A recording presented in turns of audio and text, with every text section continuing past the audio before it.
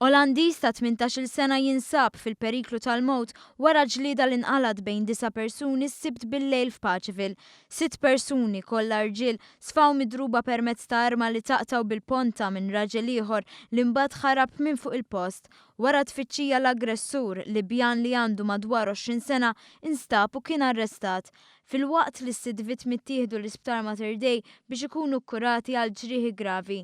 Fuq siti soċjali ħbib tal-vittma Malti qalu li din ma kienet ġlieda xejn iżda l-Libjan beda jfajjar barma lil kull min jiġi qudiemu. Żiedu li l-feruti ilaħqu l-25. Iżda l-pulizija żammew mal-verżjoni tal-istqarrija huma qed jinvestigaw dan il-każ u ġie infurmat il-Maġistrat tal-Assa li jordna li ssir inkjesta u ħatar diversi esperti sabiex jassistuh. Raġel Tork ta' 23 sena jinsab fil-periklu li jitlef ħajtu wara li ttella mill-baħar fil-Blue Lagoon f'Kemuna llum mal-ħabta ta' 2:15.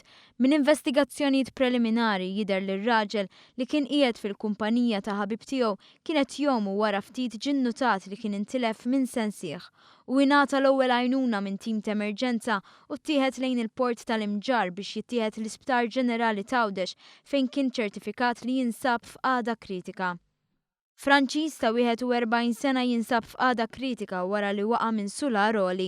Kien għall-ħabta ta' siegħa u nofs ta' filgħodu li l-pulizija kienet infurmata li barrani waqa' minn għoli waqt li kien f'residenza li tinsab fi triq Francesco Azzoppardi ir-Rabat. Fuq il-post issejħet ambulanza li ħadet lill-vittma l-Isptar Mater Dei biex jingħata l-kura meħtieġa fejn aktar tard ġie ċertifikat li jinsab f'qagħda kritika. Żagħżugħ ta' 24 sena sofra ġrieħi gravi wara li kien involut f'inċident ta' traffiku f'Ħallqormi. Il-kolliżjoni seħħet bejn żewġ vetturi tat-tip BMW u Honda. Il-BMW kienet misjuqa mill-ġuvni ta' 24 sena residenti Ħallqormi filwaqt li l-vettura l-oħra kienet misjuqa minn raġel ta' 35 sena residenti tal-Pjetà.